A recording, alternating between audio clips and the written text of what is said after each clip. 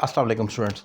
Listen और hair दो verb हैं जिनका मतलब है सुनना, लेकिन किस सिनेरियो में, किस सिचुएशन में लिसन आना चाहिए और किस में हेयर आना चाहिए, यही चीज़ इंपॉर्टेंट है जो आज मैं डिफ़ाइन करूँगा। एक तो ये याद रखें कि लिसन एक ऐसी प्रपोजिशन है जिसके साथ हमेशा टू आता है, ये फिक्स्ड है।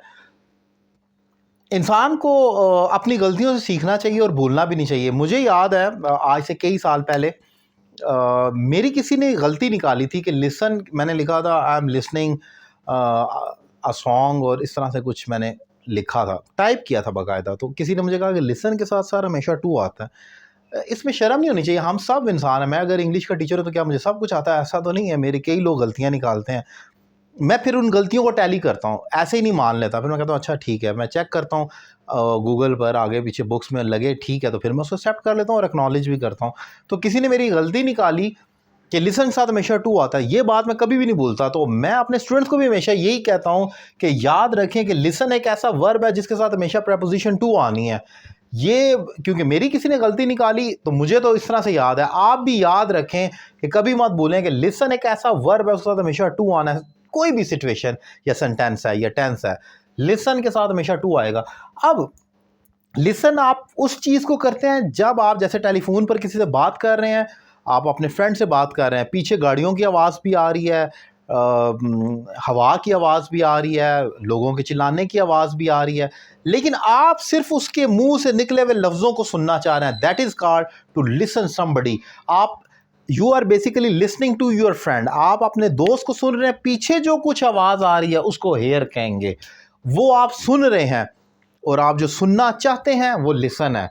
जो आप सुनते हैं वो हेयर होता है और जो आप सुनना चाहते हैं वो लिसन होता है। आप जैसे ही इज़ लिसनिंग टू सॉन्ग्स, वो गाने सुन रहा है।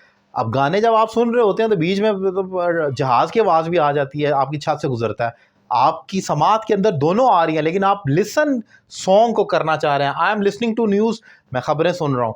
इसी तरीके से हेयर की मतलब वही है जो मैंने बता चुका हूँ कि उसमें व्हाट्सएवर कोई भी आवाज़ आपके कानों से टकराएगी वो हेयर है।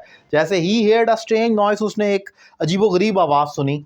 I can't hear you clearly, मैं अपने दोस्त को बात कर रहा हूँ, मुझे उसकी आवाज़ नहीं आ रही, तो मैं कहूँगा I can't hear you. Listen भी कह सकते हैं बट हेयर भी कह सकते हैं उस सिनेरियो में।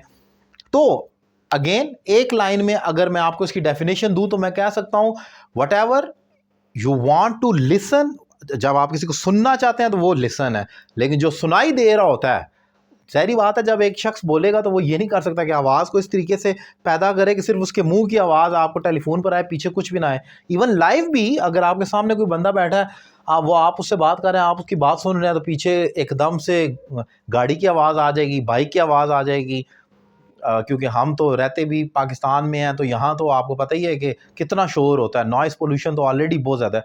आप सुनते किसी को आवाज़ कुछ है तो वो तमाम हेयरिंग है, और लिसन जिसको आप सुनना चाहते हैं। तो ये इंपॉर्टेंट डिफरेंस था जो मैंने डिफाइन किया। उम्मीद करता हूँ आपको लेक्चर पसंद आया होगा। दीगर लेक्चर्स के लिए मेरा यूट्यूब चैनल सब्सक्राइब करें, और मुझसे ऑनलाइन क्लास लेना चाह रहे हैं तो एक रीज़नेबल फ़ी पे करें और कोर्स का आगाज़ करें। Thank you very much.